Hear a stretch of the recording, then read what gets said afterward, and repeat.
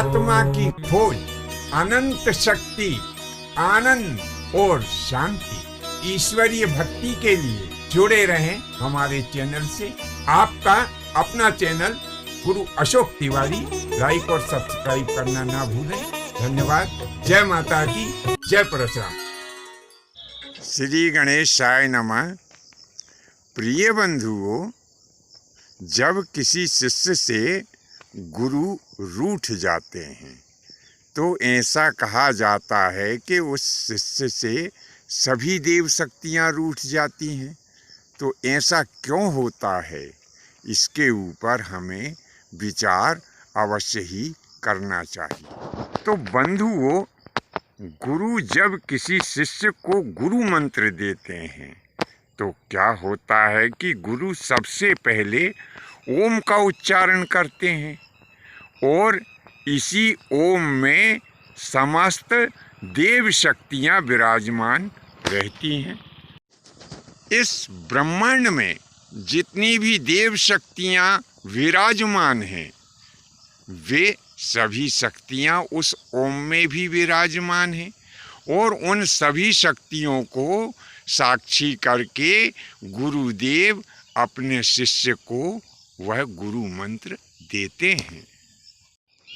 अब जब कोई शिष्य अपने गुरु की आज्ञा की अवहेलना करता है, गुरु मंत्र की अवहेलना करता है, तब क्या होता है कि वे सभी देव शक्तियाँ, जिन देव शक्तियों को साक्षी करके गुरु ने गुरु मंत्र दिया है, वे सभी देव शक्तियाँ उस शिष्य से नाराज हो जाती हैं। जगत में यह कहावत भी बड़ी प्रसिद्ध है। कौन सी?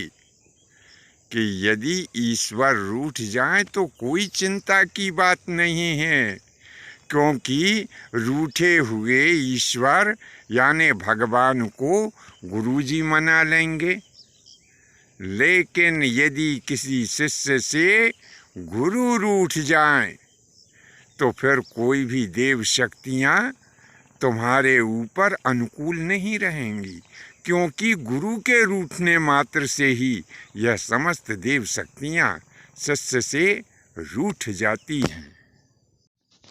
इसीलिए किसी कवि ने बड़ी ही सुंदर वाणी में गुरु महाराज की प्रशंसा में यह कुछ शब्द कहे हैं कि सब धरती कागज करूं और लिखनी सब वर्णाए, सप्त सिंधु की मसी करूं गुरु गुण लिखा ना जाए। यानी कवि कहते हैं कि यदि संपूर्ण पृथ्वी का कागज बना लिया जाए और सातों समुद्रों का जो जल है उसकी स्याही बना ली जाए और फिर गुरु के गुणों को लिखना प्रारंभ किया जाए, तो सारी पृथ्वी का जो कागज बनाया है वह पृथ्वी का कागज कम पड़ जाएगा और समुद्र के जल की जो स्याही बनाई है वह समुद्र के जल की स्याही कम पड़ जाएगी, परंतु गुरु के गुणों को पूर्ण रूप से कोई भी नहीं लिख पाएगा। यदि शिष्य स्वकल्याण चाहते हैं तो उन्हें निश्चित ही अपने गुरु की आज्ञा का पालन करना चाहिए, गुरु मंत्र के ऊपर पक्का दृढ़ विश्वास रखना चाहिए और ऐसे प्रयास सदैव करना चाहिए कि गुरु महाराज प्रसन्न रहें। बंधुओं, आज के लिए बस इतना ही। शेष अगले भाग में आज्ञा दीजिए। धन्यवाद। जय माता की, जय परशुराम जी की।